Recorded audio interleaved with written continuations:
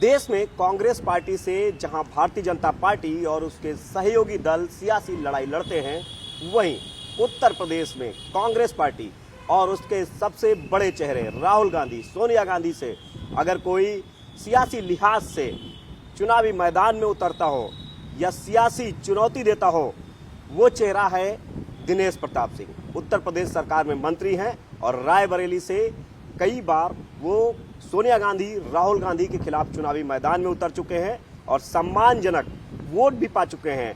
यानी कि आसान राह राहुल गांधी और सोनिया गांधी की दिनेश प्रताप सिंह के सामने नहीं रही। हमारे साथ में बात करने के लिए वो शख्सियत मौजूद है।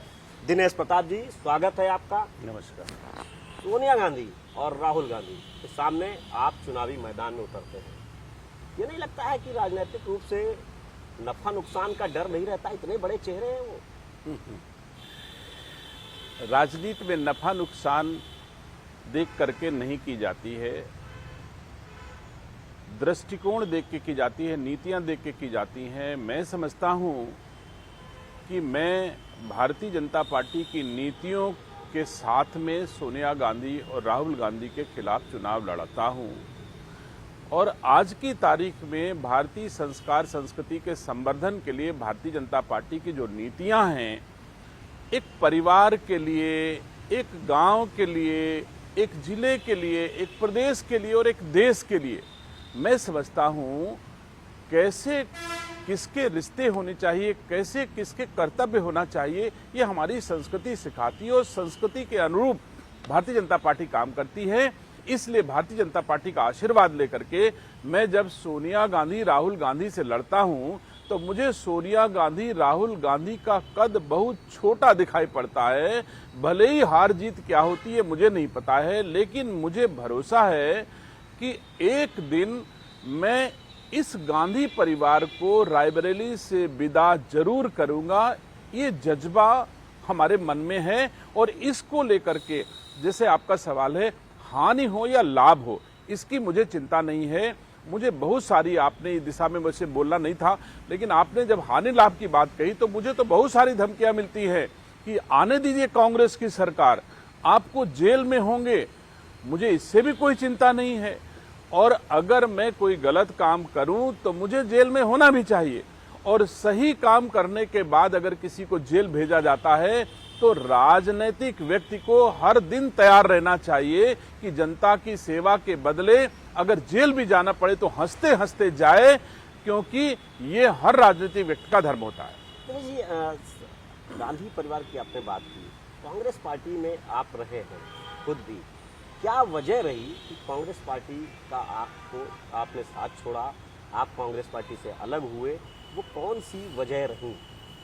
देखिए, मैं प्लान करके ना कांग्रेस में गया हूं और ना भारतीय जनता पार्टी में गया हूं। मैंने दोनों दलों के ज्वाइन करने की परिस्थितियां थीं।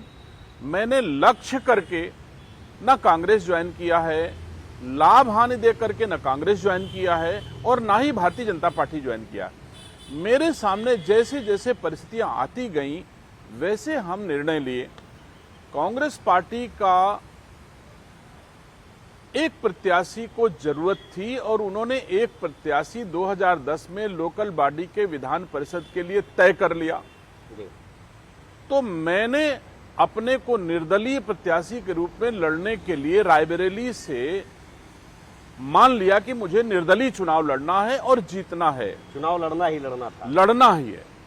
तो जो प्रत्याशी कांग्रेस ने चयन किया था वो कांग्रेस का प्रत्याशी उस समय बहुजन समाज पार्टी में चला गया, क्योंकि बहुजन समाज पार्टी की सरकार थी और माना जाता है कि लोकल बॉडी का चुनाव बहुजन जो सत्ता में होते उनका चुनाव होता, ऐसा माना जाता है। तो उस लोभ में कांग्रेस का प्रत्याशी जिसको उनको चुनाव लड़ाना था बसपा ज्वाइन करने के बाद, और मुझे निर्दलीय लड़ना था, तो कांग्रेस के लोग मेरे पास आए और उन्होंने कहा कि अगर आप कांग्रेस से लड़ना चाहते हो तो हम आपको अपना प्रत्याशी बना के लड़ाएं। इस पर मैंने निर्णय लिया कि ठीक है, निर्दलीय लड़ने से अच्छा है कि एक पार्टी का सिंबल होगा, मैं उससे चुनाव लड़ूं। और मैंने कांग्रेस के प्रत्याशी के रूप में चुनाव लड़ा। बहुजन समाज पार्टी की सरकार उत्तर प्रदेश सरकार में थी, कुल 36 लोकल बॉडी की सीटें होती हैं। 34 सीटों पर बहुजन समाज पार्टी जीती थी। केवल 2 सत्ता के खिलाफ जीतने वाले थे, जिसमें एक मैं रायबरेली से था और एक और थे। तो इस प्रकार हमने कांग्रेस पार्टी कोई टारगेट करके मैंने ज्वाइन नहीं किया। इसी भांति बिल्कुल वो परिस्थितियों बस हाँ, की एक स्थिति ऐसी बन गई थी इसी भांति भारतीय जनता पार्टी भी मैंने ज्वाइन किया। मैं कांग्रेस में था, मुझे भारतीय जनता पार्टी ज्वाइन करने का कोई मेरे मन में न तो भाव था, ना मैंने कोई लक्ष्य बनाया था मुझे भारतीय जनता पार्टी ज्वाइन करना है। एक दिन हमारे गुरुजी आदरणीय रामभद्राचार्य जी ने हमको फोन किया कि बेटा, आपको भारतीय जनता पार्टी के राष्ट्रीय अध्यक्ष जी बैठना चाहते हैं आपके साथ में, आप क्या जाओगे? हमने कहा गुरुजी आपका आदेश होगा तो गुरु का आदेश हमारी संस्कृति में सर्वोच्च में चला जाऊंगा मिलने के लिए, मुझे कोई दिक्कत नहीं है। उनका आदेश मान करके मैं उनसे मिलने गया। उस समय आदरणीय गृह मंत्री जी राष्ट्रीय अध्यक्ष थे। उनके बीच में हमारी कुछ बातचीत हुई। अब इस बातचीत को लोग बहुत सारे अलग अलग तर्क से लेते हैं जी। लेकिन ये सच्चाई है कि मैं अपनी तरफ से अपना फायदा नफा नुकसान सोच करके भारतीय जनता पार्टी की चौखट पे नहीं गया था। अगर उन्होंने मुझे बुलाया था और हमसे उम्र में भी बड़े हैं और इतने बड़े कद के नेता हैं तो मुझे जाना चाहिए था।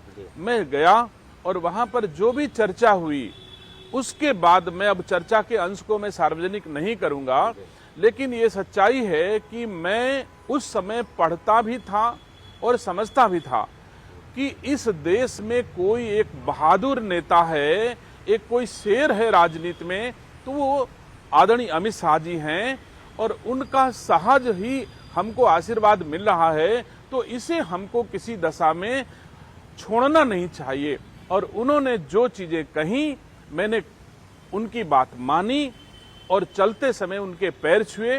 मैंने कहा आज से आप हमारे नेता और मैं आपका कार्यकर्ता, बिना लोभ मोह के मैं आपके साथ अपना जीवन गुजार दूंगा, चाहे हानि हो चाहे लाभ हो। और ये कहने के बाद मैं चलाया। उसके बाद आदरणीय गृह मंत्री जी मेरे घर आए, रायबरेली में हमको पार्टी ज्वाइन कराया और तब से मैं इस पार्टी की सेवा कर रहा हूं। जब आपने भारतीय जनता पार्टी ज्वाइन कर ली, अमित शाह जी से मुलाकात की, आपने बताया, लेकिन जब कांग्रेस पार्टी में थे तो कोई ऐसा वाकया जब आप सोनिया जी को देखते हो, राहुल गांधी जी को देखते हो, जैसे ही देखते हो वो किस्सा याद आ जाता हो, कि ऐसा वाकया बताइए दर्शकों। बिल्कुल मुझे याद आ जाता है। राहुल गांधी जी को कांग्रेस पार्टी का राष्ट्रीय अध्यक्ष बनाया गया तो मैं उस कार्यक्रम में सामने बैठा हुआ था और मंच पर श्रीमती सोनिया गांधी जी, एंटनी जी, दिग्विजय सिंह जी, ऐसे बड़े बड़े नेता जितने उस समय के कालखंड के रहे सब बैठे थे। राहुल गांधी का अनाउंसमेंट होता है कि आज से आप भारतीय राष्ट्रीय कांग्रेस के राष्ट्रीय अध्यक्ष होंगे। राहुल गांधी जी उठे और सबके सामने गए, नमस्कार नमस्कार नमस्कार। मुझे लगा कि जब माँ के सामने जाएंगे तो ये माँ के तो पैर छुएंगे, लेकिन माँ के सामने भी गए, नमस्कार नमस्कार नमस्कार करके चले गए। तो उस दिन मेरे मन में भाव पैदा हुआ कि हमारी संस्कृति में माँ से बड़ा तो कुछ होता ही नहीं, और जो आदमी माँ के सामने पद पाने के बाद झुकता नहीं है तो मैं नहीं समझता कि राहुल गांधी इस देश के लिए फिट होंगे। मन में दुख जरूर हुआ, लेकिन मैं कांग्रेस में था, मुझे न तो कोई प्रतिक्रिया देनी थी न कुछ कहना था, लेकिन ये भाव मुझे लगा कि ये तो भारतीय संस्कार संस्कृति को नहीं जी पाएंगे। अच्छा, रायबरेली में राहुल गांधी, सोनिया गांधी ये लोग आते होंगे, तो जाहिर सी बात है रायबरेली की अगर सियासत के लिहाज से देखा जाए तो आपने, मुझे लग रहा है कि ब्लॉक प्रमुखी से अपने राजनीति, यानी कि शुरुआत जो राजनीति की थी वो पंचायत से की थी और आज आप मंत्री हैं, तो बिना आपसे मेल मुलाकात के वो दौरा उनका पूरा नहीं होता होगा। कोई ऐसी मुलाकात जिसमें एक साथ बैठे हों आप और उनकी बातचीत कितनी गंभीरता थी सियासत के लिहाज से, राजनीतिक लिहाज से राहुल गांधी के अंदर? देखिए, गांधी परिवार से तो हमको इतना कभी व्यक्तिगत रिश्ते के रूप में हम नहीं अपने को पाते हैं कि उनके जीवन में मैं व्यक्तिगत कुछ होता हूं, जो कुछ था राजनीतिक ही था। और एक भाव में जरूर ये मानता हूं कि राजनीति में नेता जो होता है अपने कार्यकर्ता को पितृवत या मातृवत सम्मान देता है और कार्यकर्ता को माना जाता है ये हमारे बच्चे हैं।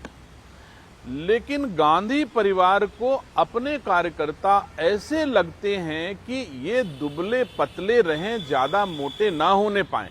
अगर किसी ने अच्छी घड़ी भी पहन ली तो गांधी खानदान को अच्छा नहीं लगता। वो भले ही चांदी की थाली सोने के चम्मच में खाएं, लेकिन किसी ने अच्छा कुर्ता पैजामा भी पहन के अगर उनके पास चले जाओ तो उनको जलन होती थी। कभी महसूस किया आपने इस बात को? एकदम कोई घटना ऐसी हुई? हाँ, बिल्कुल मैंने महसूस किया। मैं सदस्य विधान परिषद कांग्रेस के टिकट पे था। उसके बाद मेरी बहू जिला पंचायत अध्यक्ष हो गई, छोटे भाई की पत्नी। उसके बाद विधानसभा का चुनाव आया तो इनके मन में था कि एक विधानसभा है जिसमें हम दिनेश सिंह के भाई को लड़ाएं तो वही जीत सकता है और कोई नहीं जीत सकता है। तो गांधी परिवार ने निर्णय लिया कि मैं आपके भाई को चुनाव लड़ाना चाहते हैं, लेकिन आप जो है एमएलसी के पद से इस्तीफा दो, और जब आप नहीं एमएलसी रहोगे तो किसी और को हम एमएलसी बनाएंगे, क्योंकि इतना मजबूत मैं नहीं कर सकता कि आपके घर में एमएलसी भी रहे, जिला पंचायत अध्यक्ष भी रहे और विधायक भी रहे, ये मैं नहीं कर सकता हूं। और प्रियंका गांधी ने अपने घर में, अपने प्राइवेट घर में बैठा करके मुझसे सदस्य विधान परिषद से इस्तीफा लिया, और इस्तीफा लेने के बाद फिर मेरे भाई को चुनाव लड़ाया। तो निसंदेह मैं कह सकता हूं कि इनके मन में ऐसे भाव होते हैं कि हम कैसे अपने ही कार्यकर्ता को कमजोर रखें। अगर मजबूत रहे तो गांधी परिवार मजबूत रहे, बाकी सब कमजोर रहे।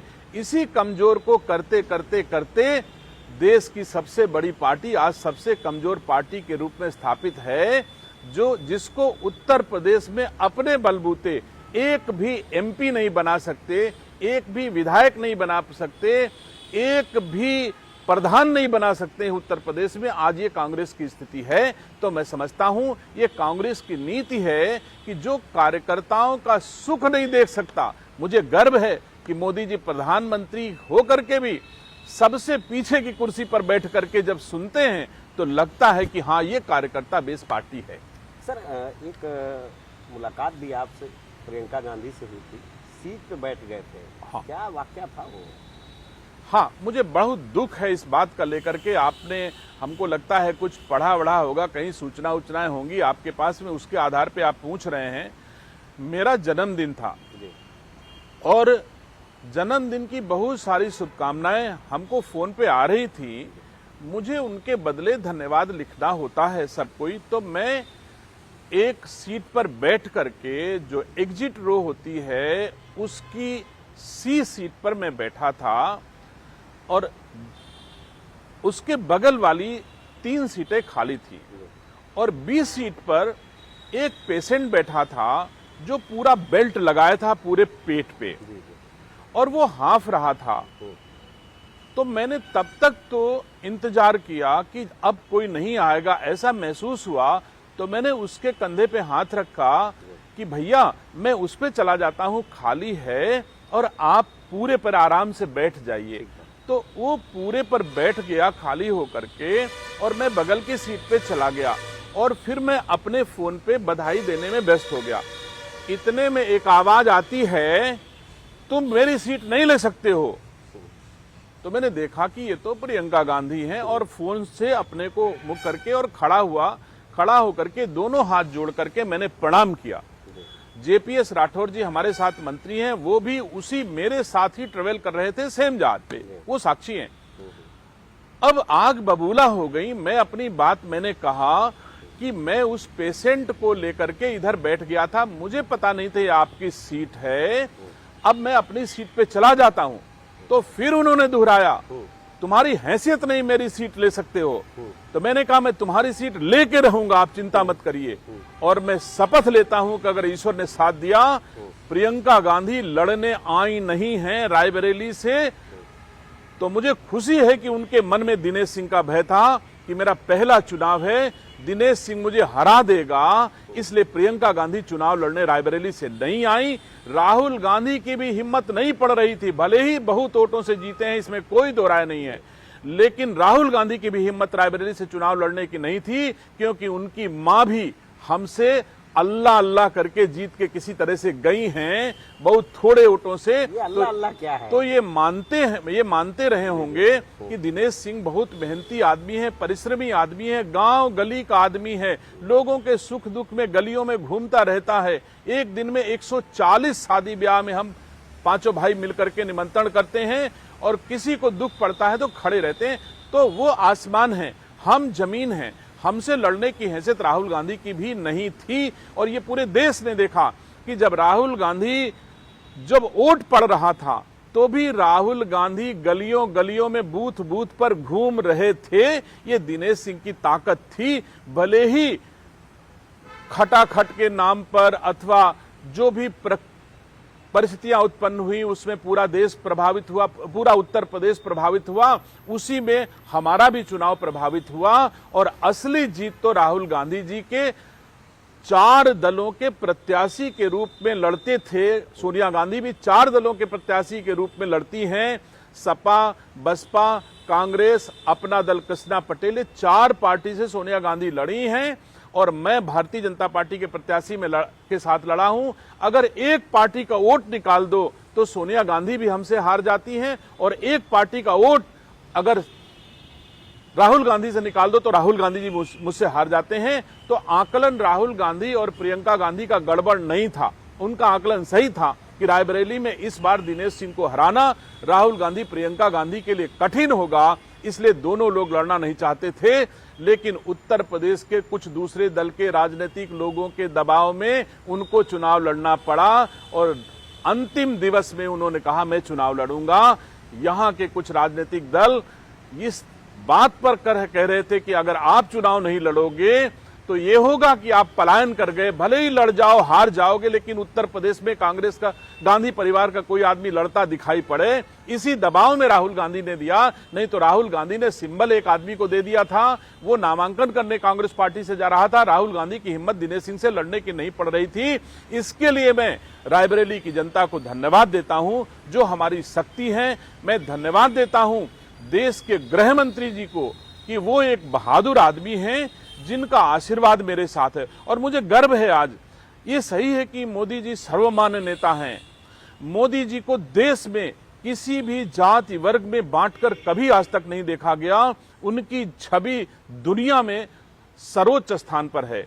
लेकिन अगर डबल इंजन की आज सरकार चल रही है, दिल्ली में मोदी जी की सरकार चल रही है और उत्तर प्रदेश में योगी जी की सरकार चल रही है, तो दोनों को ठीक से चलाने का जो काम गृह मंत्री जी कर रहे हैं, अगर वो न होते तो डबल इंजन की सरकारों को चलने में कठिनाई जरूर आ जाती। इसलिए मेरा नजरिया, जो मेरी सोच है कि इस देश का एक बहादुर नेता है, जो भारत को एक श्रेष्ठ भारत के निर्माण में मोदी जी के हनुमान के रूप में काम कर रहा है। सर, जिस तरीके से आपने कहा कि शपथ लिया था उनको हराने का, ये शपथ जारी रहेगी?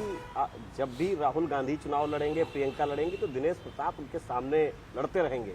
देखिए, मैं पार्टी का अनुशासित सिपाही हूं। ये मेरा संकल्प तो है कि मैं सोनिया गांधी, राहुल गांधी, प्रियंका गांधी जो भी रायबरेली से लड़ेंगी उनको एक बार हराऊंगा जरूर। लेकिन ये हमारी पार्टी तय करेगी कि पार्टी किसको लड़ाती है। मुझे लड़ाएगी तो मैं अंतिम सांस तक गांधी परिवार के खिलाफ अपनी शपथ को पूरा करने के लिए लड़ता रहूंगा। और पार्टी ने तय किया कि किसी और को लड़ाकर तुम अपनी शपथ को पूरा करो, तो जो पार्टी का निर्णय होगा फिर मैं वो करूंगा। जिस तरीके से बिहार में राहुल गांधी ने बाकायदा वहां यात्रा निकाली, यहाँ तक कि प्रधानमंत्री नरेंद्र मोदी के लिए जिस तरह की टिप्पणियां हुई, उनकी मां पे टिप्पणी हुई, भारतीय जनता पार्टी के तमाम बड़े नेताओं ने इस बात का विरोध भी किया, आपत्ति भी जताई, प्रधानमंत्री भी भावुक हुए। इस तरह की राजनीति को आप कैसे देखते हैं? ये कौन सी सियासत है कांग्रेस की? मुझे बहुत दुख है कि एक दिवंगत मां जो इस संसार को छोड़ के चली गई, और हम लोग तो उनको देवता मानते जो यहां से चले जाते हैं, और सौभाग्य से इस समय हम पितृपक्ष में आपके साथ बैठे हुए हैं, और इस समय तो हम लोग देवता मान के अपने पितरों को आमंत्रित करके उनको पानी देते हैं, सम्मान देते हैं, उनके प्रति आदर का भाव प्रकट करते हैं। और ऐसी संस्कृति वाले देश में, ऐसे संस्कारों वाले देश में अगर किसी की दिवंगत मां को इस रूप में गालियां दी जाएं, तो ये तो पागलपन से कम कुछ नहीं हो सकता है।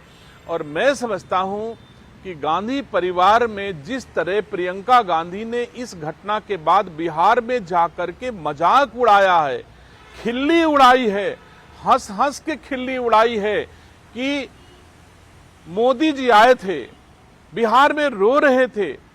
अरे तुम अपनी मां के आंसू पर नहीं रो सकते हो, तुम अपनी मां के अपमान पे नहीं रो सकते हो, तुम्हारे संस्कार नहीं है, तुम अपने दादा की मजार पे फूल नहीं चढ़ाती हो, तुम अपने परिजनों को, मां को, दादा को, दादी को, पिता को वोट का माध्यम मानती हो। लेकिन भारतीय संस्कार संस्कृति का पुजारी कम से कम मोदी जी तो अपनी मां को इस धरती पर सर्वोच्च शक्तिमान देवता के रूप में मानता होगा, इसलिए उसको दुख हुआ और वो बिहार में उनको आंसू आए, बिहार में तकलीफ हुई। और उसके बाद प्रियंका गांधी जाकर के जिस तरह मजाक उड़ाई हैं, हा हा हा करके, हंस करके मंच से कि मोदी आए थे, रोए थे, यहां पर वो तो रोने वाला आदमी है, इस तरह की बात कर करके प्रियंका गांधी गई हैं। तो मैं प्रियंका गांधी के संस्कारों के बारे में इतना ही कह सकता हूं कि हमारे यहां एक बहू को ये माना जाता है, जिस घर में जाती है वो लक्ष्मी का स्वरूप होती है। बहू के चरण पड़ते ही उस घर का प्रभाव बढ़ जाता है, खुशियां बढ़ जाती हैं, चार चांद लग जाते हैं। लेकिन प्रियंका गांधी के अपनी ससुराल में चरण पड़ते ही वह घर चापर हो गया है। तो मुझे महसूस होता है ये इस संस्कारों का पाप है, जो संस्कार विहीन लोग ये दो कहते हैं। और मैं कहता हूं प्रियंका गांधी, तुम तो रोज तुम दो नालायक बेटे भारत के ऐसे हो अपने मां बाप के। राहुल गांधी और प्रियंका गांधी ऐसे नालायक संतानें हैं इस भारत में, जो जब भी जरूरत पड़ती है कटोरे में अपने बाप की लाश लेकर के जनता के सामने खड़े हो जाते हैं। मेरे बाप के नाम पर वोट दे दो।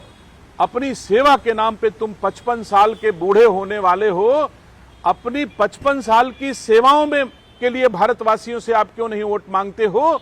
आप केवल वोट मांगते हो तो कटोरा लेकर के दादी के नाम पर, दादी के शहादत के नाम पर वोट दे दो, पिता की शहादत के नाम पर वोट दे दो, और अब खुद तो वोट का प्रयोग कर, खुद अपने मां बाप को, परिवार के लिए, वोट के लिए आप उपयोग करते हो। और जब मोदी अपनी मां के दर्द को एहसास करता है तो तुम उसका मजाक उड़ाती हो। तुमको चुल्लू भर पानी में कभी हिंदू और हिंदुस्तान में नहीं मिलने वाला है। तुम वहीं जहां हो वहीं तुमको पानी मिलेगा, केरल में मिलेगा, वायनाड में मिलेगा, जिनके घरों में पानी पीना चाहती वही मिलेगा। लेकिन कोई हिंदू तुमको पानी देने वाला नहीं है प्रियंका गांधी, ऐसा पाप अगर करोगी तो। सर, आपने इसी से जुड़ा हुआ एक ट्वीट भी कर दिया है कि आपने याद दिलाई है फिरोज गांधी के पुण्यतिथि की। ये पुण्यतिथि की बजाय विदेश में है, यहाँ इनको पुण्यतिथि में शामिल होना चाहिए था, आपने ट्वीट किया है। देखिए, कल रायबरेली के पहले सांसद फिरोज गांधी जी की पुण्यतिथि थी, और हम लोग देखते हैं कि राहुल गांधी अथवा Gandhi Nehru private limited company जब श्री राजीव गांधी जी की पुण्यतिथि आती है तो पूरा घर फूल लेकर के चढ़ाता है, और उनकी पावन भूमि, जिसको भी आप कह सकते हो, किस नाम से उन्होंने नाम लिया मुझे याद नहीं, लेकिन उसकी परिक्रमा करते हैं। करना चाहिए, ये तो हमारी संस्कृति है, इस पर मुझे गर्व होता है। जब दादी इंदिरा गांधी की पुण्यतिथि आती है तब आप परिक्रमा करते हो, फूल चढ़ाते हो।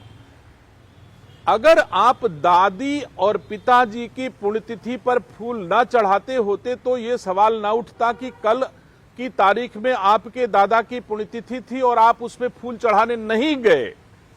जाना चाहिए। और अगर सिर्फ वोट के लिए ही खून के रिश्ते होते हैं तो मैं नहीं समझता कि इतना गंदा काम भारत की भूमि पर पैदा होने वाली कोई संतानें कर सकती हैं कि अगर दादा के नाम पर वोट नहीं मिलेगा तो वो मेरा दादा नहीं है, दादी के नाम पर वोट मिलेगा तो मेरी दादी है, पिता के नाम पर वोट मिलेगा तो ये हमारे पिता हैं, माँ के नाम पर वोट नहीं मिलेगा तो मेरी माँ भी मेरी नहीं है। तो मुझे दुख इस बात का है कि ये दो नालायक संतानें इस भारत के लिए कलंक हैं। इनके रिश्ते अपने स्वार्थ के रिश्ते हैं। इनके रिश्ते कभी भी अपने नहीं हो सकते हैं। जो अपनों का नहीं हो सकता वो हमारा क्या होगा, हमारी रायबरेली का क्या होगा, हमारे प्रदेश का क्या होगा और हमारे देश का क्या होगा। दिनेश जी, राहुल गांधी से तो मुलाकात अब होगी दिशा की बैठक में, क्या जरूर बातचीत होती है आप लोगों की राजनीति से हट के कुछ आपस में? नहीं, मुलाकात नहीं, कभी नहीं। राजनीति से हट के कभी बात नहीं होती है। लेकिन कटसी में एक विधायक और एक सांसद के रूप में जब वो सांसद के रूप में मुझे मिलते हैं तो मैं स्वयं अपनी तरफ से नमस्ते करता हूं। लेकिन वो हमको नमस्ते का जवाब आज तक कभी नहीं दिए हैं। ये उनकी ईर्ष्या है और ये दिनेश सिंह की विनम्रता है। उम्र में मैं उनसे साल 2 साल बड़ा हूं, लेकिन पद में वो हमसे बड़े हैं। सांसद हैं, नेता प्रतिपक्ष हैं। नेता प्रतिपक्ष को कैबिनेट मंत्री का दर्जा होता है। जब दिशा की बैठक में आमने सामने होते हैं तो मैं अपनी ओर से उन्हें नमस्ते करता हूं। ये दिनेश सिंह की संस्कृति है, दिनेश सिंह के संस्कार हैं और वो हमारे नमस्ते का जवाब नहीं देते हैं। ये उनकी परवरिश है, ये उनका खून है, ये वो जाने। लेकिन मेरी संस्कृति में तो यही है कि बड़ों का सम्मान करना चाहिए, मैं करता हूं। दिनेश जी, मुलायम सिंह यादव से कैसे रिश्ते आपके रहे? मुलायम सिंह यादव को आप किस तरह का नेता मानते हैं? कोई ऐसा वाकया जो आपको याद आ जाता हो मुलायम सिंह यादव को याद करके? देखिए, मैं उनके बहुत करीब से जिया हूं। आज के परिदृश्य में इस पर ज्यादा बोलना हमारे लिए राजनीतिक रूप से उचित नहीं। जी जी। लेकिन मैं सबसे ज्यादा जीवन जिया हूं तो आदरणीय नेताजी के साथ ही जिया हूं।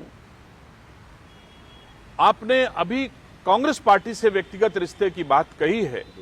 मेरे व्यक्तिगत रिश्ते कांग्रेस पार्टी से कभी नहीं रहे हैं, लेकिन नेताजी से मेरे जीवन के व्यक्तिगत रिश्ते थे और मुझे लगता है कि वो दिल में भाव, मैं जब तक इस धरती पर रहूंगा वो सम्मान तो उनके प्रति रहेगा, इसमें कोई दो राय नहीं। बहुत मानते थे आपको? अब मैं इस पे और ज्यादा कहूंगा तो बहुत चर्चाएं अलग होंगी आज के परिदृश्य में, इसलिए मेरे हिसाब से बस इसमें इतना ही ठीक आप है। बहुत भावुक व्यक्ति के हैं, जो बात होती है आप कह डालते हैं। अभी पिछले दिनों हमने एक ट्वीट आपका देखा, आपने खुद को किस तरीके से आपने कहा कि अपने बारे में ही कह डाला। क्या वो पूरा वाक्य था? आपने कह दिया, यहाँ तक ही लिख दिया कि मैं नालायक, इस तरीके की चीजें लिखी? नहीं, ये बात सही है। मेरे अंदर भी मानव भाव हैं। कोई दर्द होती है, चोट लगती है तो आजकल माध्यम जो है लोगों से कहने का, सोशल मीडिया थोड़ा आसान है।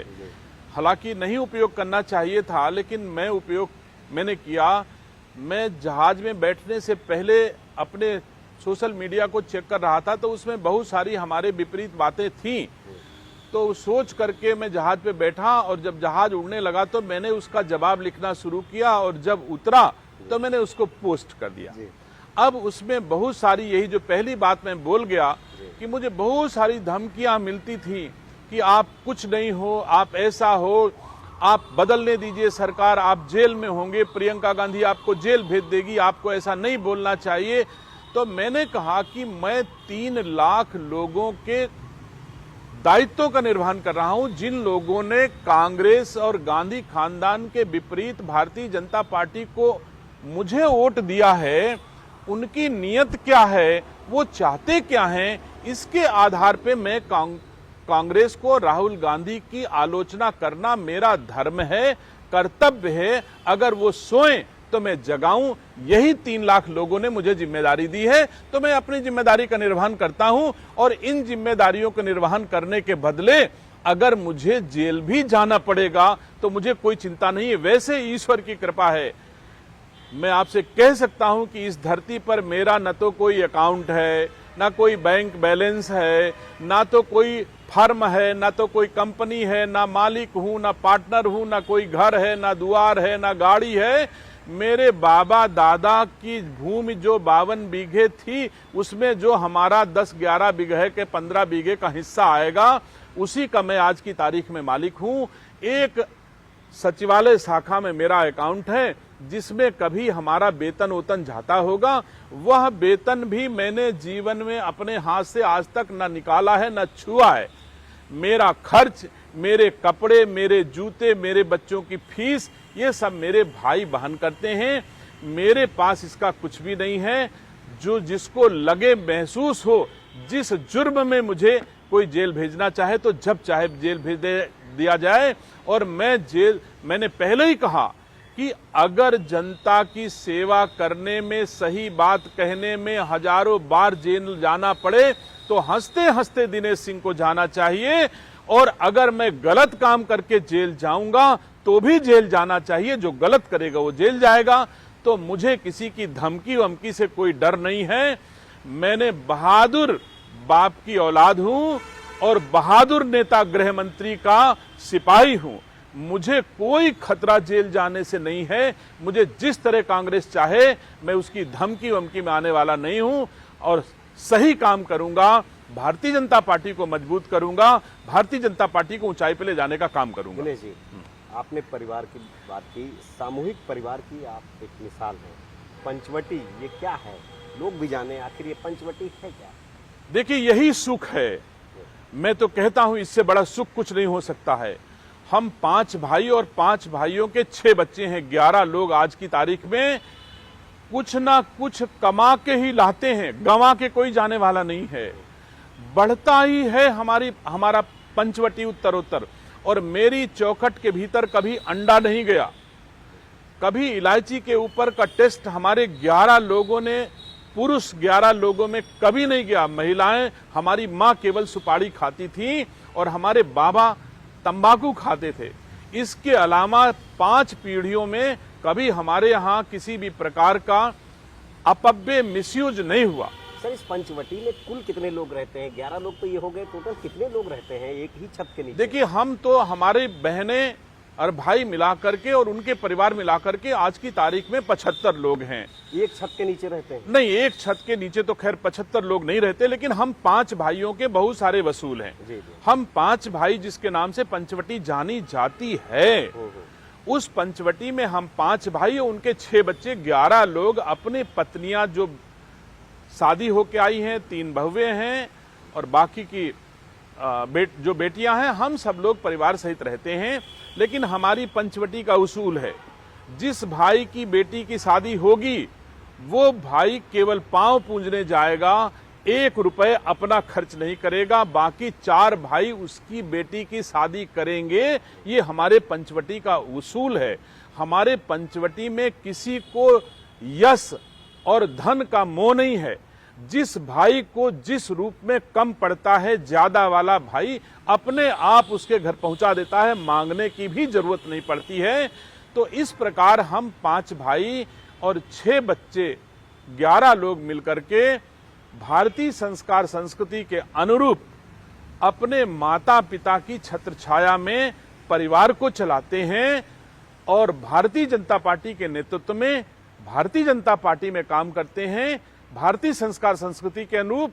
इसलिए पंचवटी हमेशा 10 जनपद पर भारी पड़ती है, क्योंकि वो संस्कार संस्कृति विहीन परिवार है और पंचवटी संस्कार संस्कृति के साथ जीता है और भारत में संस्कार संस्कृति का महत्व सर्वाधिक है। सर, अंतिम सवाल है, वो ये है कि विधानसभा का चुनाव 2027 में इस बार देखा जा रहा है कि रायबरेली में चाहे वो मनोज पांडे हो, वो भी भारतीय जनता पार्टी में एक तरह से आ गए, अदिति सिंह है ही है। किस तरह की स्थिति देखते हैं आप? देखिए, सभी दलों में और सभी जिलों में राजनीतिक लोगों के भीतर थोड़ा थोड़ा मनभेद होता ही है। जहां चार बर्तन होते हैं वहां खटकते हैं। लेकिन मैं सार्वजनिक रूप से कहता हूं, हमको तो विधानसभा के चुनाव के बाद हमारा एमएलसी का चुनाव आएगा। चाहे जितना मनभेद होगा, जिसको भी भारतीय जनता पार्टी टिकट देकर के हमारी रायबरेली की 6 सीट पर भेजेगी, तन मन धन से 6 लोगों को जिताने का प्रयास करूंगा। 6 सीटों पर कमल खिला करके फिर से भारतीय जनता पार्टी की सरकार बनाने का मेरा प्रयास होगा। इसमें कोई दुविधा नहीं है। मुझको कौन हराने जाता है, मुझको कौन जिताने जाता है, ये उस पर छोड़ता हूं। लेकिन मैं भाजपा का सिपाही हूं, सबको जिताने का ही प्रयास करूंगा। किसी की हानि करने का दलीय आधार पे मैं कोई काम नहीं करूंगा। बहुत बहुत धन्यवाद दिनेश जी। तो ये हमारे साथ में दिनेश प्रताप सिंह जी थे। बड़ा बेबाक बोले, सब कुछ खुल के बोले, दिल से बोले, और इनका सीधे तौर पर कहना है कि जो विधानसभा के 2027 में चुनाव होंगे उनमें हमारी पार्टी जिसको भी टिकट देगी उन सभी को पूरी मजबूती से चुनाव में हम जुटेंगे और उनको जिताएंगे। कैमरामैन रवि के साथ संकेत मिश्रा, न्यूज़ 18 लखनऊ।